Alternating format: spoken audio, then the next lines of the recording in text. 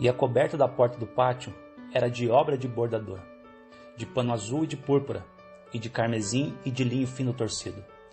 E o comprimento era de 20 côvados, e a altura na largura de 5 côvados, defronte das cortinas do pátio. E as suas 4 colunas e as suas 4 bases eram de cobre, os seus colchetes de prata, e a cobertura das suas cabeças e as suas molduras de prata. O grandioso Yahvé, no alto do Monte Sinai, revela a Moisés que iria habitar no meio do povo de Israel. E a manifestação visível desta gloriosa verdade seria a construção do tabernáculo. Todavia, o tabernáculo e sua glória não passavam de um símbolo do que Deus realmente planejava para os homens.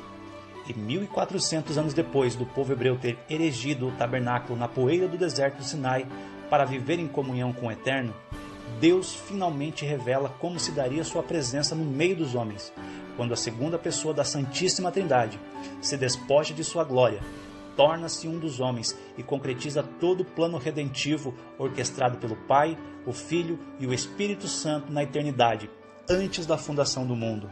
Como elemento didático que apontava para algo muito maior que ocorreria no futuro, cada parte do tabernáculo apresentava uma característica de Jesus Cristo.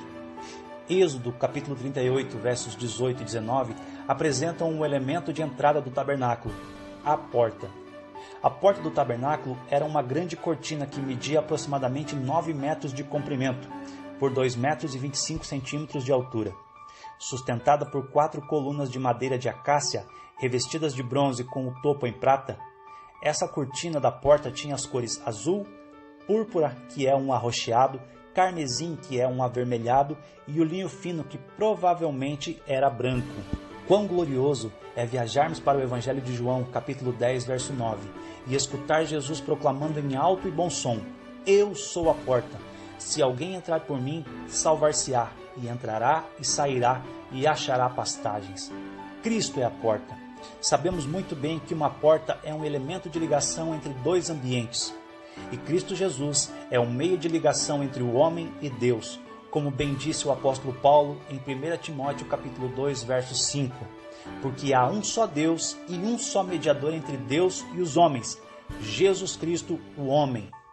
E não só isso, veja que o tabernáculo possuía somente uma porta de acesso. De igual modo, Cristo é o único meio de acesso a Deus, por isso Paulo declarou que há só um mediador. Mas o que Paulo fez foi ecoar as próprias palavras de Jesus, no Evangelho de João, capítulo 14, verso 6, quando diz: Ninguém vem ao Pai a não ser por mim.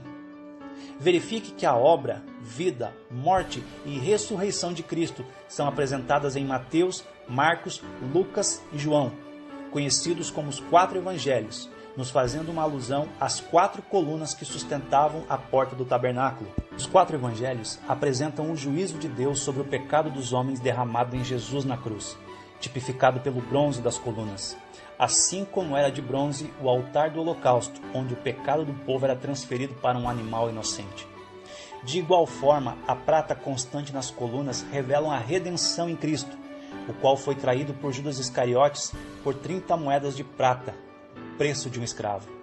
A madeira de acácia nos remete à humanidade de Cristo, aquele que é a videira verdadeira, e todos os homens, como varas secas, podem ser enxertados nele e se alimentarem da sua seiva.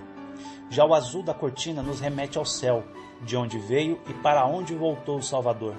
A púrpura idealiza a realeza, sendo Jesus o Rei dos Reis e Senhor dos Senhores. O carmesim nos lembra a dor, sofrimento, humilhação e derramamento de sangue no Calvário por parte do nosso Senhor. E o branco nos traz à memória a justiça e pureza do Santo Cristo. Gostaria de frisar que o caminho à árvore da vida no Jardim do Éden foi fechado devido ao pecado de Adão e Eva, mas foi reaberto por Cristo na cruz do Calvário, onde todos os homens agora podem se achegar confiantemente à presença de Deus. Por fim, voltemos a João capítulo 10, verso 9, e perceba que o convite de Jesus é condicional. Se alguém. Esse convite não ficou restrito a 2000 anos atrás quando foi escrito, mas pela ação do Espírito Santo é estendido a você. A porta que é Jesus ainda está aberta, e hoje mesmo você pode entrar por ela. Pense nisso.